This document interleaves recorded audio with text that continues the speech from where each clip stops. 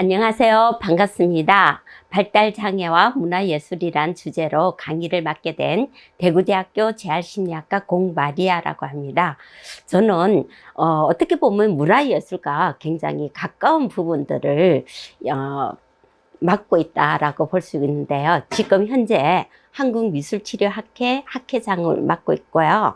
또 재활심리학회 학회장을 맡고 있어서 아마 이 주제와 제일 가까울 것 같습니다. 그래서 저희 안흥원 실장님이 저한테 이 주제를 강의로 주신 것 같은데, 네, 알겠습니다. 라고 대답을 하고 나니까, 갑자기, 문화예술이라는 것은 뭐라고 해야 될까?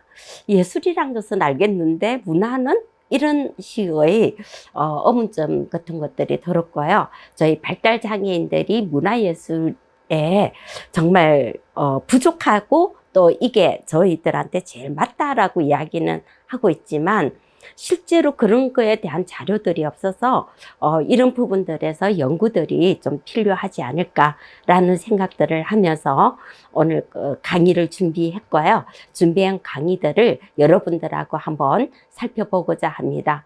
먼저 문화예술이라는 단어는 일종의 복합어죠. 문화와 예술을 융합한 복합어라고 할 수 있는데 이렇게 하는 이유는 우리가 문화라고 하면은 라틴어의 경작이라는 부분에서 왔다고 합니다. 그래서 자연적인 것이 아니라 인간의 어떤 손이 간 것을 문화라고 하는데 이렇게 하면은 굉장히 광범위한 부분들에 차지하기 때문에 이런 부분 때문에 저희가 문화예술이라는 용어를 통해 가지고 조금 범위를 이렇게 좁힌 거라고 생각을 하면 될 것 같습니다. 그래서 문화라고만 하기에는 너무 범위가 넓고 예술이라고 하기에는 범위가 너무 좁기 때문에 문화예술이라는 용어를 사용한다라고 하고 있습니다. 그리고 이러한 문화예술은 우리의 사회 경제가 발달함에 따라서 우리 국민들이라든지 시민들이 문화예술의 참여 및 향유를 하고자 하는 욕구들이 계속 정대되고 있고요. 문화예술 활동의 참여 및 항유에 있어서의 접근이라는 부분들에서 중요하게 이야기를 하고 있죠. 그래서 저희가 보통은 이제 말은 나면 제주로 보내고 사람은 나면 서울로 하는 것처럼 인구의 어떤 서울의 집중학 부분들에서 가장 영향을 미치는 것이 이 문화예술의 어떤 접근성, 향유라든지 참여라는 부분들에서의 접근성이 아닐까라는 부분들을 생각을 하고 있습니다. 그리고 장애인의 문화예술의 참여 및 향유의 욕구는 사실 우리가 비장애인과 유사합니다. 장애인이라고 해서 문화예술에 대한 욕구가 없다는 것은 아니라는 건데요. 그렇지만 우리 장애인의 문화예술 부분들은 이 부분들에서 저희가 계속 어떤 부분들에서 노래를 불러야만이 아주 큰 목소리로 그것도 요구를 해야만이 참여할 수 있다는 부분들에서 이 문화예술이라는 것은 우리 장애인들에게도 보편적으로 참여할 수 있는 기회가 제공돼야 된다라고 생각됩니다. 많은 사람들이 문화예술을 이해하고 즐길 수 있게 해줄 뿐만 아니라 전반적인 문화 수준의 향상과 전문가 양상에 긍정적인 영향을 미치게 할 수 있는 부분들이 있는데 이 부분들에서의 어떤 사각지대들이 발생하면서 우리 장애인들은 정책적 울타리를 통해서 문화 소외자에 대한 평등한 기회를 보장해 달라고 요구할 수밖에 없다라는 부분입니다. 그리고 이러한 문화예술은 우리가 국민으로서 그리고 한 시민으로서의 공동체의 적인 역할 그리고 사회통합이라는 국가 비전을 생각을 하게 되는 부분들이죠. 자, 그러면 구체적으로 이제부터 장애인 문화예술 정책이라는 부분을 한번 들어가 볼까 합니다. 장애인 예술이 다양한 문화 가운데 하나입니다. 그리고 국가 전체의 총체적인 어떤 창조성에 영향을 주는 생명력 있는 문화로서의 정책적인 어떤 의미를 가질 수밖에 없는데요. 이러한 부분을 해서 찾아보니까 우리가 문화예술과 관련되는 국가정책은 문화예술 정책 관련 법률이 문화예술진흥법, 그리고 문화산업진흥기본법, 문화예술교육진흥법으로 분류해 볼 수 있습니다. 근데 사실 이러한 것들이 모든 국민들을 대상으로 만들어진 법이지 장애인을 위한 문화예술 법률은 아니라는 겁니다. 그래서 실제로 제가 이 강의를 준비하면서 혹시 있는가 해서 보니까 그러한 부분들이, 구체적인 부분들이 없어요. 그래서 우리 장애인도 헌법에서 나와 있는 것처럼 우리 국민으로서의 권리, 문화, 예술을 향유하고 참여할 수 있는 권리를 가진다는 막연한 어떤 부분밖에 나오지 않더라는 거죠. 그래서 이런 부분들에서 장애인만을 대상으로 하는, 그러면 정책 사업은 무엇일까 하고 살펴보니까 장애인 문화예술원에서 시행하고 있는 장애인 문화예술 향유 지원 사업이라는 것이 있더라고요. 그리고 장애인 문화예술 축제 지원 사업, 이런 것들이 있었습니다. 그런데 또 하나가 여러분들도 아마 어떻게 보면 쉽게 할 수 있는 게 문화누리 카드라는 바우처 사업으로서 장애인과 비장애인이 함께 혜택을 받는 사업이 있었습니다.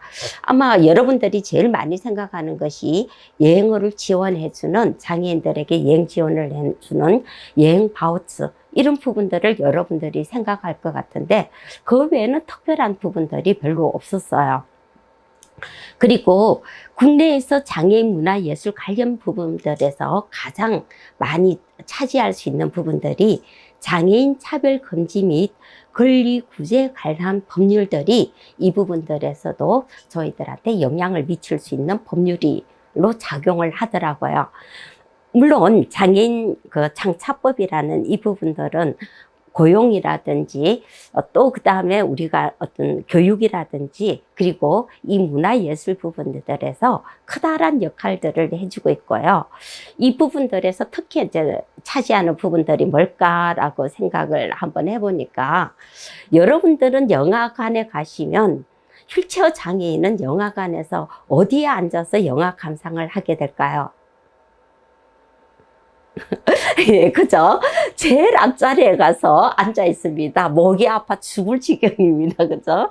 네, 이렇게 만들어 놓고, 장차법에 대해서, 우리도 장애인에 대해서 차별하지 않고, 너희들을 위한 자리를 만들어줘서 이렇게 하는데, 한번 앉아서 보니까, 예, 자리 없을 때 우리 자리가 만들어진다는 것은 굉장히 좋았지만 목이 아파가지고 쳐다보는데 너무 힘들더라는 거죠. 또 그 다음에 야구장에 가시면 여러분들은 어디에 앉아서 야구 관람을 하실 수 있나요? 예, 그것도 자리가 제일 뒤에 있거나 외야석 저 뒤에 있어가지고 접근하기가 너무 힘들어요. 그래서 눈 나쁜 사람은 야구 선수 얼굴도 안 보이고요. 날아가는 거에서 방송하면 박수를 치면은 가수 보나 예, 앉아서 방송을 시청을 하는 거나 똑같은 느낌들이 들었는데, 제가 요번에 이제 언론 관련해 가지고 장애인 언론 보도 어떻게 하면 될 것인가 하는 주제로 강의를 하면서 이런 부분들에서 하나를 이제 장애인의 날 도대체 언론은 어떻게 접근을 할까 해서 찾아보니까 2020년도에 한 기사가 야구장에 장애인의 자리를 내야석에 만들어 난 것을 굉장히 좋은 일로 이렇게 정말 장애인을 많이 배려했다라는 기사로 있는 부분을 봤어요. 그래서 어떻게 보면은 정말 당연하게 누릴 수 있는 것이 이게 배려고 혜택이고 고려를 했다라는 점들에서 우리가 생각하는 이 어떤 장차법, 장애인 차별 금지라든지 우리가 문화예술에서 접근하고 어떤 누릴 수 있는 접근성의 부분들을 한번 다시 생각을 하면서 이 조목들을 좀 몇 개를 봤는데요. 이 조목에서 이제 정의라든지 차별행위 관련되는 부분이 있고요. 제24조에 보면은 문화예술 활동의 차별 금지라는 부분들이 우리 문화예술에 있어서 장애인들의 참여와 향유라는 부분들에서 가장 많은 어떤 혜택을 줄 수 있는 부분들이라고 생각이 듭니다. 그래서 한번 잠깐 읽어만 볼게요. 1항에서 보면은 국가와 지방자치단체 및 문화예술 사업자는 장애인이 문화예술 활동에 참여함에 있어서 장애인의 의사에 반해서 특정한 행동을 강요해서는 아니 되며, 또 제4조 1항 제1호 제2조 그리고 제4호에서 정한 행위를 해서는 안 된다라는 부분들이 나와 있습니다.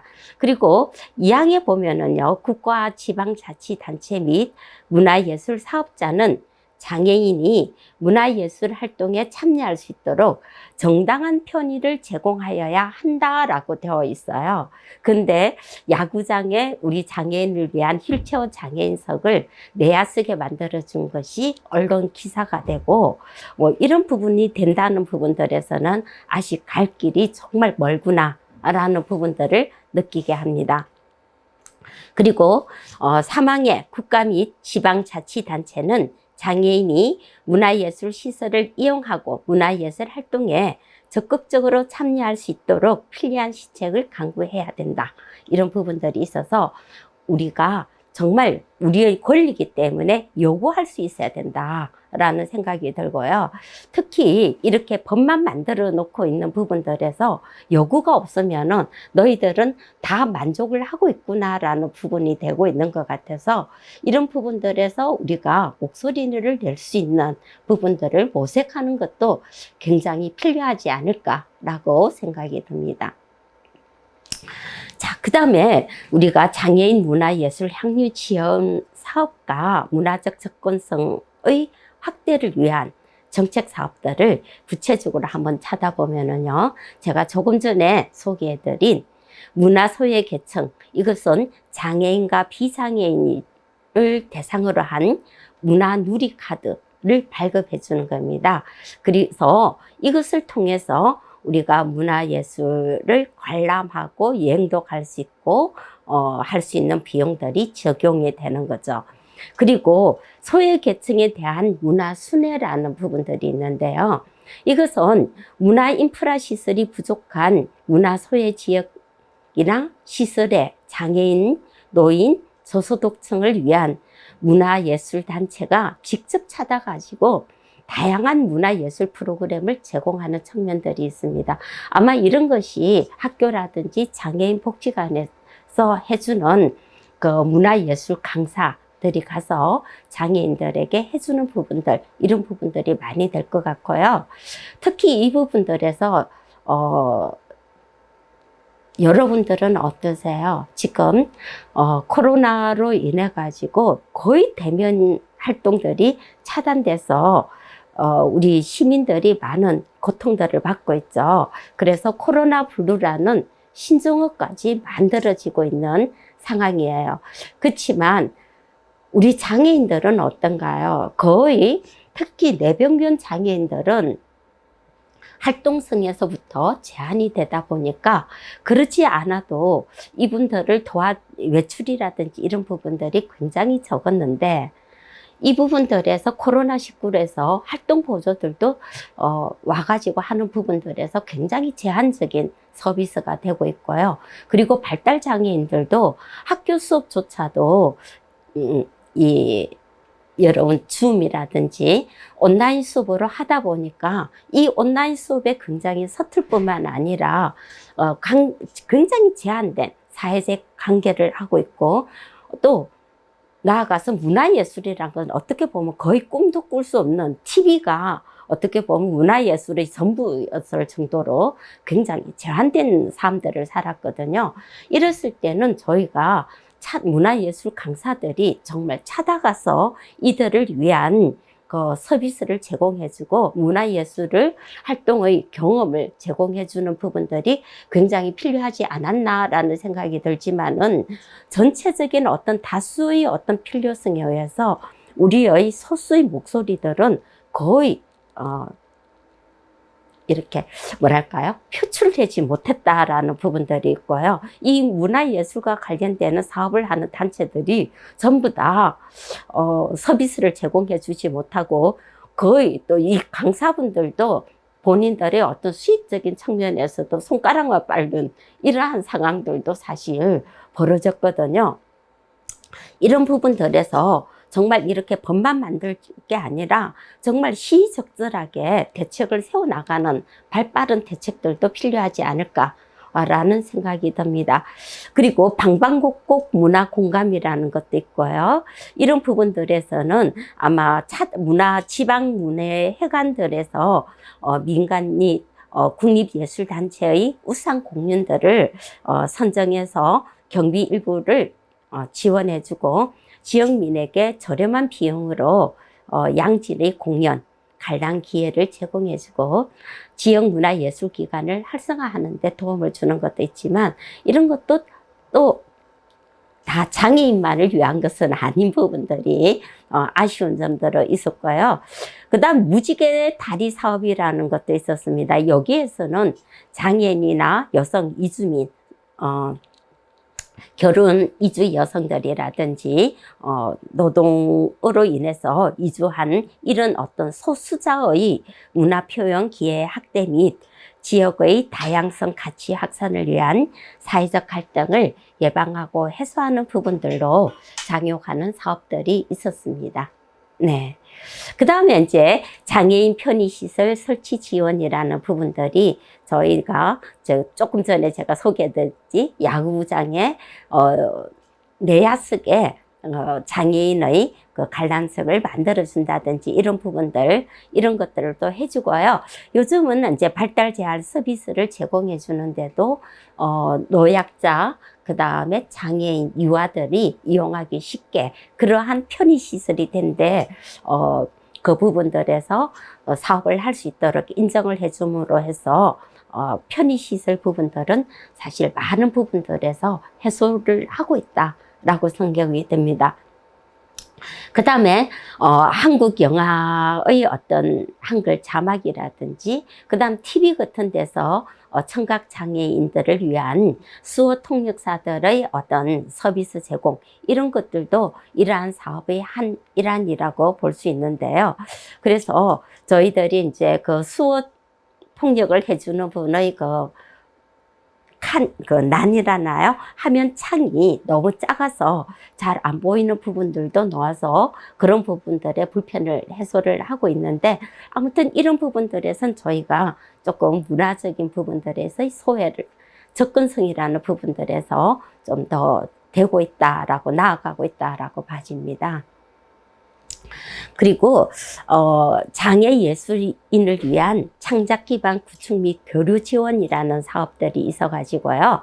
우리 장애인 문화예술센터가 건립이 되어 있습니다. 이것은 2013년에 국정과제로 확정돼 가지고요. 2015년에 재단법인으로 만들어졌습니다. 그래서 한국장애인 문화예술원이 설립이 되어 가지고요.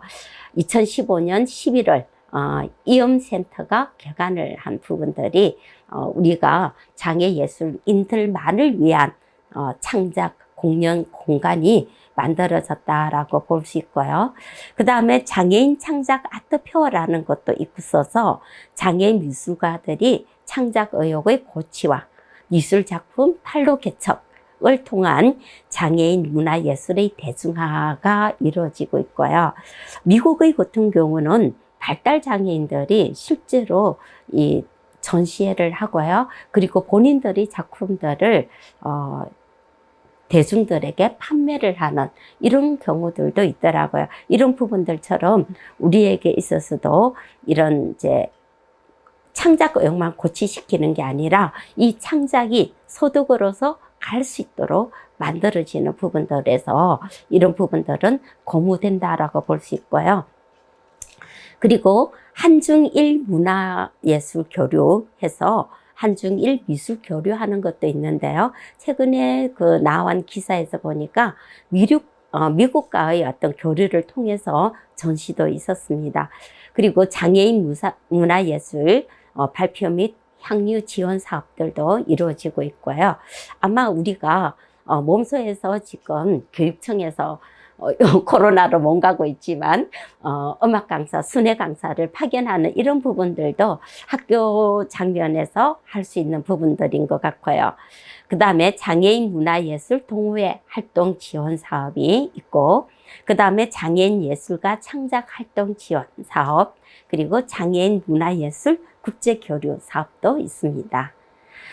자, 그러면 이제 제가 일반적인 장애인들을 이렇게 쭉 한번 장애인과 관련되는 문화예술 사업들을 좀 살펴보고요. 이제 본격적인 발달장애인과 문화예술 활동 현황들을 살펴보고자 하는데, 정말 자료들이 많이 없었습니다. 그래서 굉장히 아쉬운 부분들도 있지만, 자, 조금 짧아도 한번 보겠습니다. 아마 이 발달장애인과 문화예술 활동 현황에 대해서는 사단법인 몸짓과 소리에서 제일 먼저 조사 연구를 한 것은 아닌가라고 생각됐고요. 그때 연구의 한 일환으로서 제가 참여하면서 사단법인 몸짓과 소리에 같이 일을 하게 된 것이 벌써 한 7, 8년이 넘은 것 같습니다. 네, 2017년을 기준으로 우리가 지적장애와 자폐 스펙트럼 장애인 등록수를 한번 보니까요.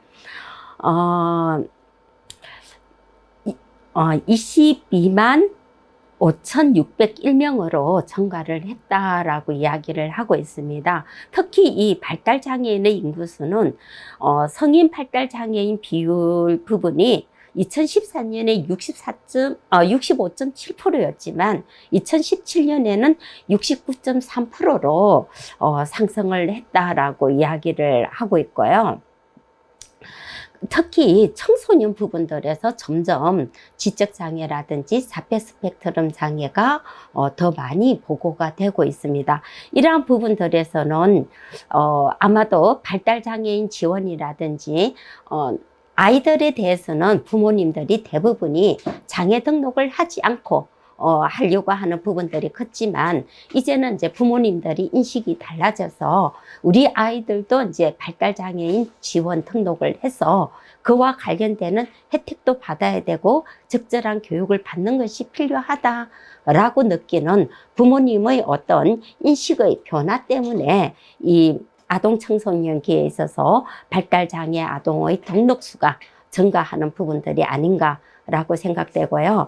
저희가 몸소에서도 그때 조사했을 때 발달장애인한테서 가장 선호하는 활동들은 문화예술이라고 이야기가 나왔고요. 최근에 조사 연구들에 있어서도 문화예술 활동들이 발달장애인에게 가장 중요하고 선호한 활동이다 라는 부분들이 나왔습니다. 물론 이것은 2017년 지금 제가 조사 연구를 본 자료들에 의한 것이지만은요. 그리고 특수교육 대상의 아동들, 특히 이제 우리 발달장애 아동들의 많은 경우가 통합교육을 받고 있는 아동들이 굉장히 많다라고 이야기를 하고 있습니다. 그렇지만 이 통합교육의 부분들이 저희가 물리적인 통합교육과 아울러 심리사회적인 통합교육, 그리고 학습 교수 방법에 있어서도 통합적인 측면에서 접근이 되어야 합니다.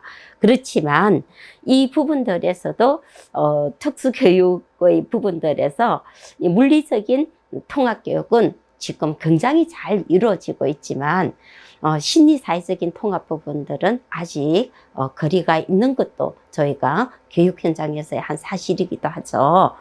그리고 문화예술 활동도 보니까 일반 교육 환경에서 장애 학생과 비장애 학생들과 함께 문화예술 활동을 향유해야 하지만 실제로 문화예술 활동들을 향유하는 것이 쉽지 않다라는 겁니다. 뭐 체육 활동이나 이런 부분들은 같이 하는 부분들도 있지만 음악이라든지 이런 부분들에서도 저희가 순회 강사를 해서 그 강사들이 그 학생들의 수준에 맞게 또 가르치는 어떤 그 기술이라든지 이런 것들도 특화해서 저희가 강사들이 가서 하고 있고요.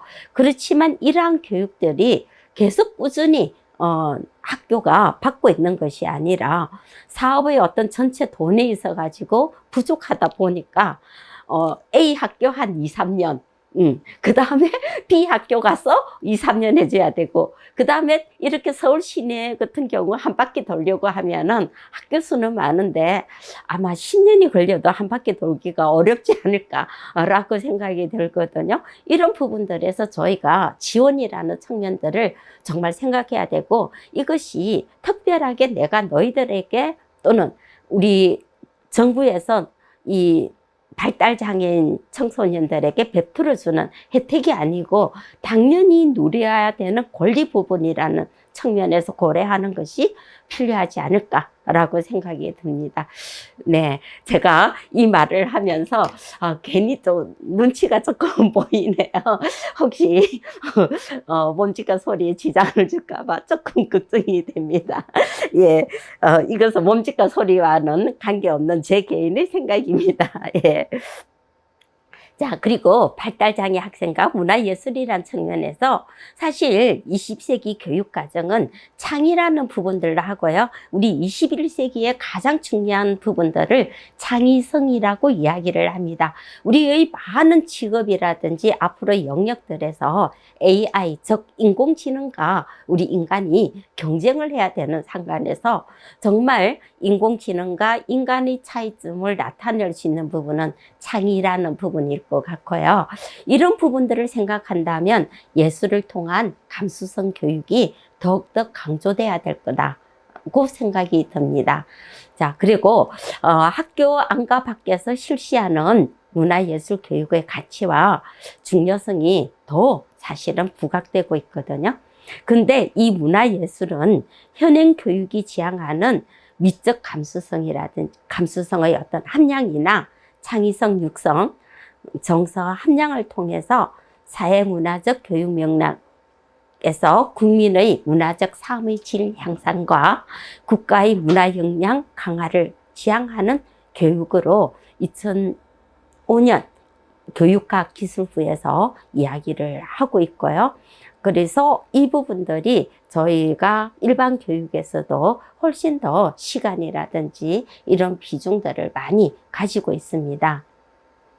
그리고 학령기 아동에게는 문화예술적 소양이나 감상 혹은 창작 능력을 개발할 수 있게 해주고요. 인지적 사고정진, 예술적 이해를 통해서 자기 표현, 사회 이해를 할 수 있는 부분들이기 때문에 이 문화예술 교육은 중요하고요. 특히 언어적인 부분들에서 제한이 있는 발달장애 학생들에게서는 더 중요한 역할을 해주는 수단이다라고 볼 수가 있겠죠. 그래서 장애 학생들에게도 인성과 정서적인 측면에서 문화예술은 긍정적인 영향을 주고요. 그래서 정서적인 측면, 사회적인 기술, 그리고 직업기술도 가지게 해준다라고 국내 연구 결과에서 보고가 되고 있습니다. 장애 학생들에게 학령기 초기에 문화예술을 체계적이고 지속적으로 실시하면 통합적이고 전인적인 경험을 가지게 해주는 거죠. 그래서 스스로 장애를 극복할 수 있도록 이끌어준다라고 하는데요. 이 극복이란 단어가 사실은 굉장히 잘못된 용어라고 합니다. 그래서 제가 번역한 거라서 그대로 극복이라고 했지만 장애인들이 정말 향유할 수 있는 부분들, 그리고 장애인들이 장애를 함께 가지고 가면서 장애를 함께 가지고 살아가는 부분들에서 굉장히 중요하다라고 생각이 듭니다. 그래서 또 우리가 이 문화예술 강사들이 파견을 돼서 발달장애 학생들이나 또는 장애인 복지관에서 문화예술 사업을 했던 것이 2006년부터라고 이야기를 하고 있습니다. 이때 문화예술 강사들이 가서 재량활동과 특별활동, 그리고 방과 후 문화예술 교육을 실시해주는 부분들을 했고요. 그리고 수업 시간의 어떤 한 부분에서 순회교사들이 가가지고 그 학생의 수준에 맞게 해주는 부분들을 또 해주고 있었죠. 그래서 특수교사들에게 정말 이게 필요한가라는 연구들을 최근에 한 연구가 그 학술지에 실려가 있는데요. 해보니까 정말 우리 발달장애 학생들에게는 문화예술, 특히 음악과 미술이란 영역에서 필요하다라고 그분들이 응답을 하셨어요. 근데 그러면 문화예술 강사 부분들에 있어가지고 당신들이 만약에 이 양성을 하거나 이런 부분들에서 가장 고려해야 되는 것은 무언가라고 했을 때 전문가들이 와서 교육을 하는 부분들에서는 정말 좋다. 그렇지만 이분들만의 특별한 어떤 기술들을 갖고 와야 된다. 또는 교육이 이루어져야 된다라는 연구 결과들도 있었습니다. 자, 그리고, 특수교사들도 이 장애아동 문화교술에서 훈련되는데, 이 특수교사들은 장애아동의 특성은 잘 이해를 하고 있지만, 문화예술 부분들에서 음악과 미술이라는 부분에서 테크놀로지가 좀 부족하더라. 이런 것들도 사실은 나오고 있고요. 그래서 이 특수교사들은 정말 전문가가 와서 장애 아동에 대한 문화예술 교육들을 했으면 좋겠다. 그리고 이러한 것은 표현력의 신장이라든지 감성의 발달, 정서적 안정에 도움이 된다라는 연구 결과들이 계속 나오고 있습니다. 자, 그리고 문화예술 가운데 가장 중요한 활동은 음악, 미술, 무용의 순으로 응답을 해주고 있었습니다. 자, 그래서 제가 말씀드린 부분들이 있었으니까 제가 간단하게만 이 부분들은 읽겠습니다. 발달장애 학생들에게 문화예술 교육과 관련되는 부분들에서 필요한 것은 뭔가? 일단은 시설이 잘 갖춰져야 된다. 라고 이야기를 하고 있는데 실제로 교육 현장에서 이런 부분들이 잘 안 갖춰져 있는 경우도 많죠. 특히 음악 같은 경우는 악기들이 잘 갖춰져야 되는데 그 부분들에서 아쉬운 부분들이 많으니까 문화예술 활동을 위한 시설이라고 이야기를 했고요. 또 기자재의 준비 뭐 이런 것들이라고도 할 수 있고요. 그리고 중요한 것은 전문 강사의 양성, 장애 학생을 잘 가르칠 수 있는 전문 강사의 양성을 이야기를 했습니다. 그리고 문화예술 교육 내용에서는 그 학생 개개인의 어떤 동기를 유발시킬 수 있고 표현 영역을 개발할 수 있는 교육으로 이루어졌으면 좋겠다라고 이야기를 했고요. 그 다음에 체험이라든지 미적 경험, 감성 교육 이런 것들을 교사들이 이야기를 하였다라고 합니다. 그리고 또 성인의 경우 저희가 18세가 보통 이제 저희가 이제 18세, 19세부터는 성인으로 보는데 발달 장애인들은 학교를 졸업하는 부분을 성인으로 끊어서 보긴 하죠. 그래서 이 발달 장애인들은 문화예술 교육 부분들에서는 소통과 공감이란 걸 통해서 심리적 지지를 얻게 할 수 있다라고 하고 있고요. 또 이들이 활동을 통해서 사회적 인정의 한 발판이 된다라고 이야기를 하고 있습니다. 그리고 문화예술 활동을 통해 자기 표현을 가능하게 해주기 때문에 중요하다라고 했고요. 자신의 잠재적 능력 개발, 정체성 확립의 기회도 마련해 줄 수 있다라고 이야기를 하고 있습니다.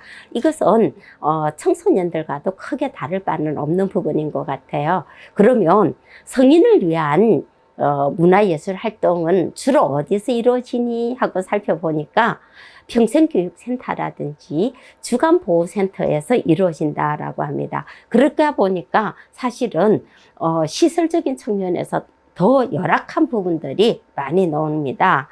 그리고 평생교육에서의 문화예술 교육 프로그램에서는 주로 여가 스포츠 프로그램이라든지 문화예술 향유 프로그램 그리고 문화예술 숙련 프로그램들이 필요하고요. 발달장애인 성인의 경우는 문화예술 프로그램에 가장 많이 참여하고 있더라라는 것도 나오고 있고요. 그리고 중요하게 생각하는 부분들도 오는데 역시 여기에서도 전문 강사의 필요성을 이야기를 하고 있습니다.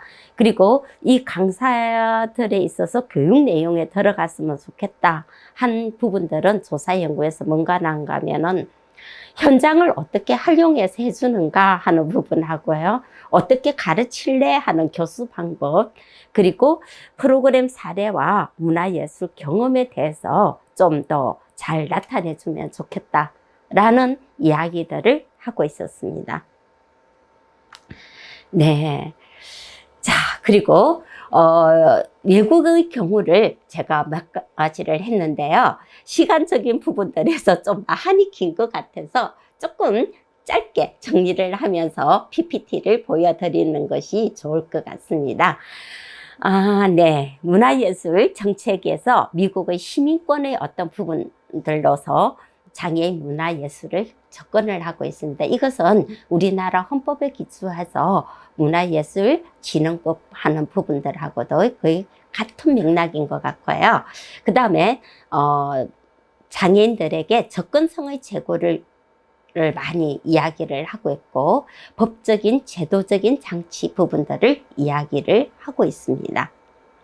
그리고 미국에서는 일단 1960년대 베트남 전쟁으로 인해 가지고, 그때 베트남 전쟁은 여러분들이 다 잘 아는 거지만 굉장히 소모적인 전쟁이었죠. 인적 낀 부분들에서도 굉장한 미군들의 희생들이 따랐습니다. 그래서 이러한 부상 군인들이, 제한 군인들이 제대를 하고 미국 지역사회에 오면서 기존의 어떤 장애에 대한 미국 시민들의 인식들이 굉장히 달라졌다고 했습니다. 그래서 누구나 후천적인 장애를 가질 수 있고, 그리고 이러한 사람들을 위한 사회 활동에 협조를 해줘야 된다, 도와줘야 된다, 이러한 인식의 변화가 있었다라고 했고요. 그 다음에 1970년대 장애인 권리 확보를 위한 장애인들의 투쟁, 그리고 사실 이 미국 사회는 정말 여러 다양한 민족들이 모여 있는 부분들이기 때문에 인종차별, 또 소수자의 어떤 권익 부분들을 하는 부분들이 많아서 차별금지법, 이런 것들도 역시 작용을 했다라고 하고요. 예. 그래서 미국 문화예술의 접근성을 위한 정책 실행 기관들이 몇 가지 소개가 되고 있습니다. 국립예술기금을 통해서 하는 부분도 있고요.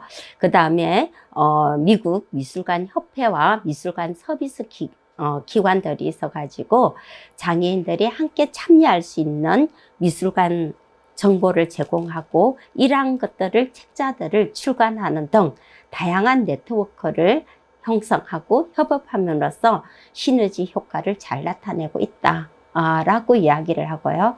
그리고 사실은 정부에서만 이렇게 하는 것은 많은 부분들에서 제한을 갖고 오기 때문에 단체라든지 학교, 이런 어떤 기업의 네트워크 연결을 잘 해주고 있다라고 이야기를 하고 있습니다. 특히 금융기업인 메터라이프 재단은 장애 학생을 위한 어떤 공립학교 및 주요 문화예술단체와 파트너가 되어서 정기적인 활동을 지원해주고 있다라는 부분들이 나오고 있고요. 네, 그 다음에 비영리 기관 VSA, 그리고 케네디 센터, 이런 데서 문화예술 교육 프로그램을 기획해서 기획하는 기관들의 자금을 지원해주고 있는 부분들도 있고, 주정부 차원에서도 많은 노력들을 해주고 있다라고 이야기를 하고 있습니다. 자세한 거는 여러분들이 PPT를 좀 봐주시면 좋을 것 같고요. 예, 사실 어떻게 보면 우리는 이건 안 중요할 수 있겠죠. 네, 자, 그리고 네. 이 부분들도 조금 넘어가면서 보도록 하겠습니다. 영국 같은 경우는요, 장애인 문화예술 정책을 담당하는 정부 부처 및 관련 기관의 직원이나 정책 수립 과정에서 자문 역할을 하는데 상당한 장애인 당사자들이 함께 참여해서 정책이 이루어진다라고 이야기를 하고 있습니다. 그리고 장애인 예술 단체 활동들이 굉장히 활발하고 여기에 대한 정부의 지원들도 굉장히 크다라고 해주고 있습니다. 그리고 장애인들이 만든 초기 단체에서는 그레아이라든지 론스모어 극단, 하트 앤 소울 뮤지컬 시티어 등 이런 부분들이 있고요. 우리 미술 치료에 있어서도 미술 치료가 미국의 과는 좀 다르게 영국 같은 경우는요, 부상 군인들을 치료하는 데서 미술 치료가 탄생을 했고요. 최초로 아마 세계 최초로 미술 치료사 자격을 국가 자격으로 발행한 나라가 영국입니다. 네. 그래서 영국의 장애인 문화예술은 장애평등 계획과 지역 분권적 정책에 따라서 이루어진다라고 이야기를 하고 있습니다. 예, 그 다음에 독일의 경우도 역시 마찬가지로 평등대우기업본법이라든지 장애인 평등대우법 이런 것들을 토대로 해서 독일이 이루어진다라고 합니다. 그리고 독일의 장애인 문화예술 정책은 노동복지부 산하 연방정부 장애인복지위원회에서 주관을 해주고 있고요. 장애인복지위원회는 법제도에 대한 논의뿐만 아니라 장애인을 위한 사회복지, 문화복지 관련된 정책 수행, 그리고 문화 프로젝트 기획 등의 역할도 해주고 있다라고 하면서 장애인뿐만 아니라 모든 사람들의 평등한 삶과 대우를 위한 문화적 역할에 초점을 두고 있다라고 합니다. 예, 그래서 대표적인 기관 중에서는 베를린 클라이트 하우스라든지 시각장애인을 위한 덧는 영화관, 아마 우리나라 시각장애인들한테 귀가 번쩍 뜨일 수 있는 부분이라고 생각이 듭니다. 그리고 장애인 예술가 전국연합회 이런 부분들이 있는 부분들이 있고요. 예, 그 다음에 유크레아는 독일 내 예술가 연합단체로서 민간예술단체인데요. 이 단체가 1989년에 설립된 이후 줄곧 장애인 예술을 장려하기 위해서 많은 노력을 해왔다라고 하고요. 장애인과 비장애인의 구분 없는 순수한 예술가로서 함께 더불어서 활동하는 모습들을 보여주고 있다라고 이야기를 하고 있습니다. 네, 이제 우리나라하고 가장 가까운 일본인데요. 일본의 그 장애인 문화예술단체의 특징 중에서 가장 큰 것은 민간단체의 장애인 예술 활동 운동에서부터 시작이 됐다는 것이 아마 미국이라든지 영국, 독일과 다른 점이라고 생각이 듭니다. 그리고 국제적으로도 장애인 예술의 표현이 되는 에이블 아트라든지 그리고 보드레스 아트 이런 것들이 있어서 장애인 예술의 선구적 역할을 해주고 있다라는 측면들이 특징적인 부분들로 보여집니다. 예, 그리고 에이블 아트 재팬이라는 것이 있어서요. 이 부분은 전형적인 민간단체로서 민간예술단체라고 할 수 있는 부분들이 있고요. 이 에이블 아트 재팬은 우리나라 장애인 단체가도 교류를 해서 문화예술 부분들에서 미술의 어떤 교류 전시라든지 이런 활동들을 해오고 있었습니다. 그리고 하나 아트 센터라고 하는 부분도 있고요. 자, 이제 제가 여러분들에게 좀 보여드리고 싶은 것들이 새로운 기사가 있어서 여러분들에게 보여주고 싶습니다. 코로나19로 인해서 최근에 굉장히 우리 장애인들의 문화예술 활동들이 굉장히 침체됐는데요. 그래서 혹시 없는가 해서 보니까 2021년 바로 따끈따끈한 올해 그것도 6월입니다. 그래서 경남 창원에서 창원 한마음병원에서 발달장애인들의 오케스트라 연주가 있었고요. 이것은 이 부분들에서는 파트별로 비장애인 음악교사들이 섞여 들어가 가지고 연주를 같이 정말 성공적으로 해왔고요.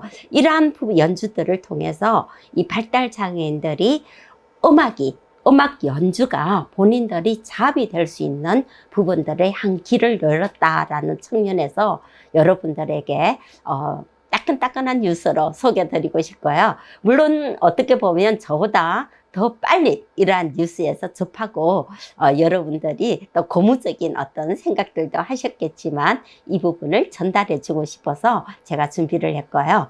그 다음에 미술 전시 부분들을 해서 미국에서 이 발달장애인들이 화가로서 정말 활동을 하면서 본인들의 작품을 팔아서 정말 직업적인 재활을 한 케이스들도 한번 소개드리고자 합니다. 네.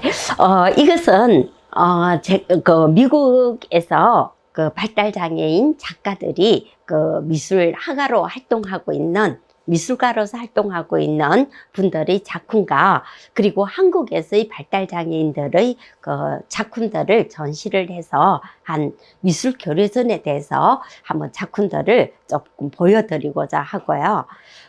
여기서 보시면 정말 어떻게 보면 굉장히 창의적인 청년들이 보이시죠. 원하고자 하는 발달장애인의 특성들, 그러니까 아동 그림 발달해서 자기중심적이라고는 하지만 내가 강조하고 싶은 어떤 주제들을 자기의 그 애완견이겠죠. 개를 갖다가 부각시키면서 뒤에 화면을 보여주는 거지만 정말 예술적으로도 잘 어울리고 있고요. 본인들의 그 역량을 잘 나타내고 있는 것. 또 그리고 이 부분들도 여러분들이 그 개를 주제로 해서 다양한 부분들을 하면서 본인들의 역량들을 나타내고 있는 작품들이 있어서 제가 여러분들에게 또 소개를 드립니다. 그리고 마지막 이제 하나가 남았어요. 마지막으로 울산해경이 유치장애, 발달장애인의 미술작품을 전시한 기사입니다. 자, 정말 이 기사들을 보시면은 이렇게 우리가 코로나19로 해서 우리 발달장애인들의 문화예술 활동이 굉장히 위축됐지만 그래도 간간히 들리는 이러한 소식들이 우리로 하여금 굉장히 고무감을 갖게 하고요. 그리고 우리 발달장애인들의 무한한 가능성도 보여주면서 앞으로 우리 발달장애인들이 이 문화예술 활동을 통해서 자신의 자업으로서 생활을 해나가는, 그래서 지역사회에서 독립적으로 삶을 살 수 있는, 삶을 누릴 수 있는 예들이 좀 있을 것 같아서 이렇게 몇 가지를 여러분들에게 소개를 드렸고요. 네, 긴 시간 동안 강의를 들어주셔서 감사합니다.